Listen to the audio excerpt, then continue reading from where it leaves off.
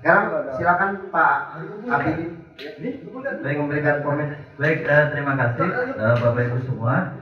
Secara umum sudah ini ya, sudah memadai kaitan dengan penyusunan atau pembuatan rancangan teknis. Tadi ada beberapa catatan, barangkali nanti apabila rancangan tersebut dibutuhkan supaya detail ya ini ya. Beberapa hal tadi yang koreksi biasanya kalau Kopas itu suka lupa. Seperti tadi pembina Istanbul Kabupaten itu sudah tidak ada. Dinas Kehutanan itu sudah tidak ada di tingkat kabupaten. Nah tentunya di kabupaten kan ada KPH. Nah KPH nggak dijadikan sebagai pembina, padahal yang memiliki pemangku kawasan. Itu hal-hal yang sebenarnya kecil ya. Cuman kalau dalam hal administrasi biasanya itu menjadi permasalahan.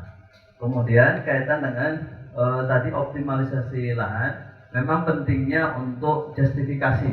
Sebenarnya apa sih argumen kita ingin menanam jenis-jenis untuk optimalisasi lahan. Kalau di kelompok 3 tadi ada ya hitung-hitungan ekonominya ya, sehingga sebenarnya 1 tahun sudah bisa keukur itu. Kalau misalkan produktivitas itu kesesuaian lahan, kemudian jenisnya, pangsa pasarnya jelas, akan terukur dalam 1 tahun nilai ekonominya berapa. Terus kemudian kalau jumlah petaninya kelompoknya berapa, tinggal bagi saja kira-kira per orang berapa. Kemudian kalau misalkan itu baru 1 area lokasi, berarti artinya kalau misalkan kelompok tani itu ada 20 anggota minimal dengan luasan lahan seperti tadi, kira-kira sudah bisa dikalkulasi dalam jangka waktu satu tahun. Kemudian kaitan dengan tadi juga beberapa alasan, misalkan di daerah area batas gitu ya, jenis tanahnya kan mungkin ada yang berbeda, ada yang gambut gitu ya. Nah pertimbangan jenis itu juga menjadi hal penting, termasuk juga nanti Bapak Ibu semuanya saat berada di lapangan melakukan pendampingan juga itu perlu menjadi perhatian, karena jenis tanah itu juga salah satu faktor utama dalam produktivitas nanti, dan sampai nggak cocok. Misalkan memang pangsa pasar pinang banyak dan ada penampungnya. Ketika ditanam, ternyata pinangnya berbuahnya hanya sekali atau pinangnya berbuahnya sedikit. Nah, itu juga menjadi bahan pertimbangan. Terus juga jenis. Tadi Bang Das bilang di sana ada pinang. Jenisnya apa dulu? Karena tadi di kelompok 1 menyebut pinang itu pinang yang unggulan. Pinang apa Bang tadi? Pinang Batara. Nah artinya apa? Jenis-jenis yang memang secara pangsa pasar itu menjadi komunitas yang memang sudah ada pasarnya, nah itu yang dikejar. Kalau misalkan jenis-jenis lokal yang memang pangsa pasarnya tidak ada, meskipun buahnya banyak ya nggak ada yang beli gitu. Sudah ditanam tapi nggak ada yang beli. Artinya ya mungkin masyarakat juga akan melihat sudah nanam nggak ada yang nggak ada pasarnya. Kemudian kaitan dengan pola tadi menarik ya, Bang Tommy tanya, ini penting karena beberapa tadi yang sudah dilakukan kan sebenarnya tahapan kemarin sudah ini ya, membuat sketsa faktual. Ya, jadi yang kemarin sempat didiskusikan juga, Pak, buat kita ada 1 KPS itu ada berapa hektar minimal? Binaan yang paling kecil siapa? Bang Ali berapa? Ada 2 hektar. 2 hektar. Enggak, maksudnya seluruhnya Bang di binaan. Semua kelompok keseluruhan Pak. Nah, seluruh kelompok. 63. Oh, 63 hektar. 63 hektar dengan misalkan 1 anggota punya 2 hektar saja, sama seperti kurang lebih yang kemarin. Karena yang kemarin itu 1,5 hektar. Ya, bayangkan saja dengan kapasitas area 1,5 hektar itu sudah bisa menghasilkan berapa kemarin tuh? Ya, jengkolnya saja sudah berapa kelompok kemarin? 500-an. Petainya, duriannya belum, kalau misalkan durian yang dia juga unggulan, belum tanaman di bawahnya. Artinya kalau misalkan kita per kelompok itu tadi dengan area-area yang spot itu bisa dimaksimalkan, lahannya bisa dioptimalisasi. Memang yang menjadi persoalan adalah, bukan persoalan sebenarnya, catatan kriteria yang membatasi adalah sebagian besar di teman-teman itu area hutan lindung, ya. Itu yang juga menjadi catatan. Tapi kalau di kemarin di kebijakan RHR saat disampaikan kan, kalau di daerah hutan lindung yang ada aktivitas pertanian, itu yang dilakukan adalah agroforestry. Yang penting nebang kayunya saja. Justru kalau misalkan selain jenis-jenis kayuan ada alternatif lain yaitu jenis HBK. Tadi termasuk durian, pinang itu juga menarik. Saya rasa itu yang dari saya. Kemudian nanti setelah ini yang dikumpulkan ke kami adalah tadi PowerPoint, kemudian rancangan teknisnya langsung saja dalam satu file dilengkapi dengan sketsa faktual, kemudian proyeksi tajuk horizontal vertikal, kemudian sketsa agroforestry, ya, terus kemudian lampiran peta dijadikan dalam satu file, ya, di Word saja nanti dikirim di grup supaya kita juga bisa menjadi bahan. Nanti kalau ngisi-ngisi kan, oh ini contoh dari daerah Loncek, potensi-potensi ini yang luar biasa. Kalau misalkan tadi di kelompok lain mau ditambahkan dengan nilai ekonomi, tadi nambah nambah apa? Jenisnya nambah apa tadi? Tebu. Oh ya, tebu ya, nambah tebu. Terus kemudian ada yang nambah tebu sama nanas, pinang, talas, karet. Kalau misalkan ada hitung-hitungan ekonomi, itu akan lebih menarik lagi dan akan bisa terlihat dalam 1 tahun itu dalam luasan sekian hektar kita sudah bisa mengukur penghasilan masing-masing kelompok. Baik, itu dari saya. Pak, mungkin ada tambahan. Oke. Tadi lampiran itu termasuk file mentahnya ya, file mentah peta gitu, yang hasil pengambilan GPS-nya disatukan dengan ininya, dengan file QGIS-nya, ya. Satu folder di zip aja, di copy ya, di copy semua. di zip. Kelompok 1, kelompok 2. Ya, semuanya digabung di per kelompok ya.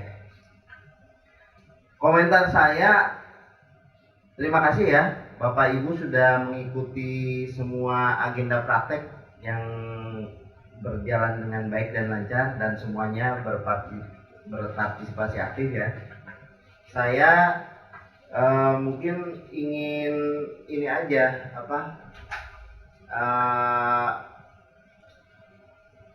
memberi penjelasan lebih jelas terkait dengan apa yang sudah Bapak Ibu tulis ya. Tadi yang kelompok 2 yang ditanam apa? Tebu sama nanas, ya. Terus yang kelompok 1 ada ditambah pinang sama karet, jagung ya. Nah mungkin di pemilihan jenis ini memang sudah disesuaikan dengan kemungkinan apa yang sesuai dengan lingkungannya kan, apa kebutuhan cahayanya atau tanahnya. Nah, hanya sedikit di komentar saya di pembiayaan. Tadi di pembiayaan itu yang kelompok 2 sekitar 8 jutaan ya. Kelompok 1 9 jutaan. 9 jutaan. Nah, mungkin ini kan rancangan ya Bapak Ibu. Itu juga harus mempertimbangkan masuknya logika pembiayaan ya. Misalnya kalau di kelompok 2 dengan nanas dan tebu 76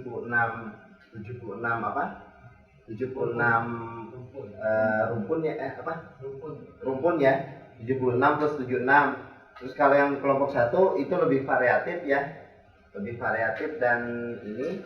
Nah, apakah 9 juta dengan 8 juta itu berimbang nggak gitu ya dengan kegiatan yang dilakukan? Nah, itu juga harus jadi pertimbangan tuh Bapak Ibu dalam membuat rancangan.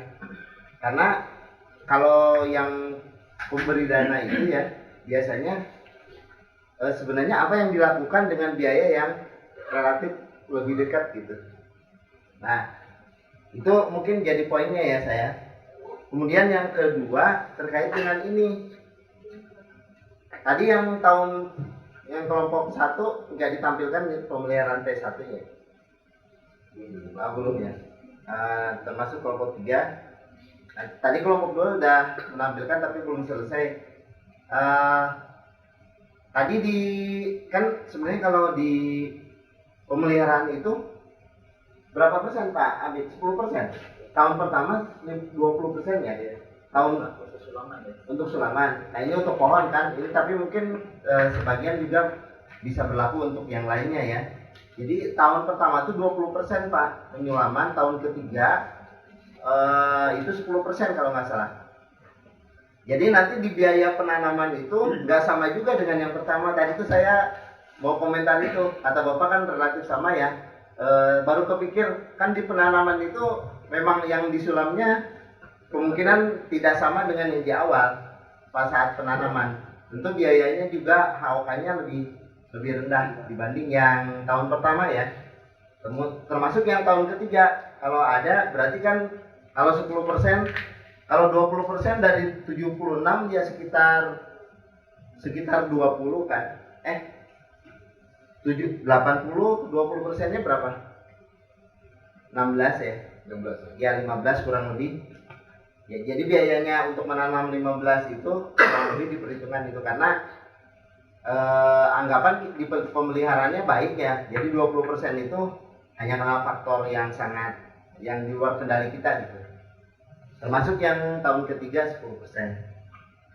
Nah terus tadi kenapa terlalu banyak begitu rancangan itu ya? Kenapa coba Bapak Ibu? Ada data sosek, ada data iklim. Apa pentingnya gitu? Ada yang bisa jelaskan nggak? Di rancangan itu. Ada? Sebenarnya data itu Pak, dan untuk merencanakannya juga kalau itu jadi mungkin Kalau itu mungkin kesesuaian ya, kesesuaian tapak tanam, pilihan iklim, kecocokan dengan ya. Tapi kalau data sosial buat apa ya kira-kira?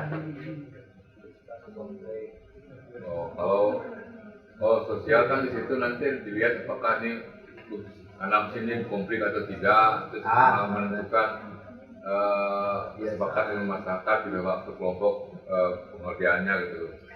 Iya betul. Jadi pertimbangannya Bapak Ibu begini. Jadi data sosial itu penting juga kita masukkan di situ. Sebenarnya pertimbangan begini. Kalau kita butuh tenaga kerja dari mana mau ngambil? Kalau ada dari desa sendiri, ya itu bisa memperkerjakan desa sendiri kan, dari desa sendiri. Kemudian betul juga itu untuk keamanan kan, keamanan kita mempertimbangkan pohon itu kan juga tidak selalu kita jaga ya. Ya, artinya pertimbangan termasuk dalam pemeliharaan pohon itu masuk poin keamanan kita di lokasi penanaman. Kemudian yang ketiga apa kira-kira? Kalau misalnya data sosial ekonomi itu ada, kita bisa memperkirakan kalau volumenya sedikit bisa kita pasarkan di desa kita gitu. Betul nggak?